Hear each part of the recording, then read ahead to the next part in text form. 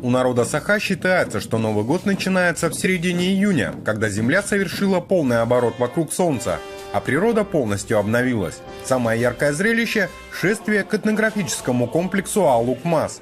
Это 9 кругов якутского забора в Трижерде, установленных на склоне горы. Они символизируют вечный круг жизни и представляют собой древний календарь якутов. На Исэх, который прошел в Хангаласском районе, в восхождении приняли участие 365 человек по числу дней в году. Сколько себя помню, таких празднеств у нас на якутской земле не было. Очень много людей, скакунов. Такие обряды и масштаб, ну как на Олимпиаде. К празднику начинают готовиться 22 мая, а в Николин день, когда по якутским поверьям наступает лето, каждая женщина начинает шить праздничную одежду себе и своей семье. Дело ответственное, ведь чем наряднее одежда, тем успешнее твой промысел и тучнее стада. Прасковья Петровна Николаева – народный умелец по шитью традиционных якутских нарядов. Она передает свои знания и накануне Исэха.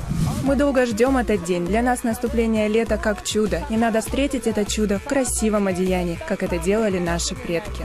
По древним преданиям, начало кумысному празднику положил Эллей, прародитель народа Саха, который принес из центральных азиатских степей в северные земли новый порядок жизни, а внедрил культ коня и поклонение новым богам. Эллей первый устроил праздник окропления кумысом, Исэх, рассказывают старики. С тех пор якуты поклоняются Юрюинкаи Тайон с орлом на лбу. Приплод лошадям дарует Юардак Джесегей Тайон, а коровам Аиксыт Хатун с веснушчатыми ноздрями.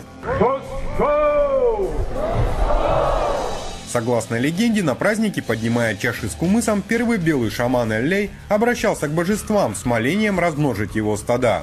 А вот с тех пор люди, уверовав в существование богов, и стали устраивать исэхи. Якутский Новый год начинается с одного из главных национальных обрядов народа Якутии – Алгыз. Белый шаман обращается за благословением для всего народа Саха. Он зажигает огонь, бросает в него оладьи и льет священный для якутов напиток кумыс. После обряда участники действа разносят кумыс всем гостям праздника. Один из главных обрядов, входящих в этот праздник, это крапление кумыса светлым божествам Аи и духом земли. Несмотря на 30-градусную жару, на торжества съехались почти 100 тысяч человек.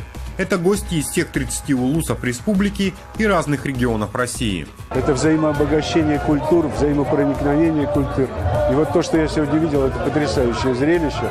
Кульминация праздника – традиционный якутский танец асохой. Тысячи якутян в национальных костюмах водят хоровод, который олицетворяет единение народа. Раньше в древности это было такое очень интересное коллективное распитие кумыса по кругу от самого старшего, знатного человека и потом уже дальше. На одном из таких праздников Якутии был установлен рекорд книги Гиннесса.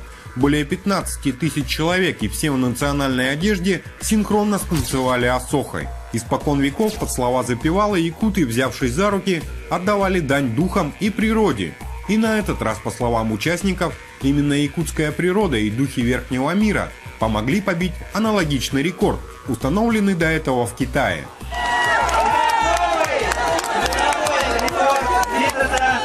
Самый большой асохой в мире установлен! И это еще не все. Самая массовая церемония дегустации кумыса тоже принадлежит якутам. Очередной рекорд. Обряд синхронно совершили более 11 тысяч человек. Даже посуда, из которой пьют на Новый год кумыс якуты, имеет строго канонизированную форму.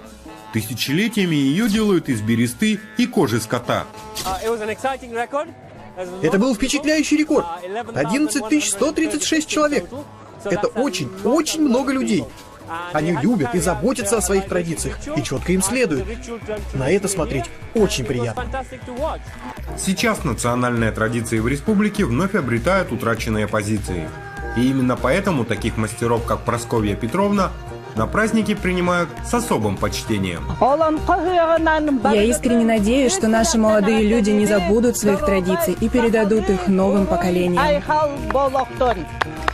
В планах у организаторов побить еще один рекорд Гиннесса. На этот раз на Исэхе планируют сплести самую длинную в мире коновязь – веревку, которую привязывают лошадей к столбу.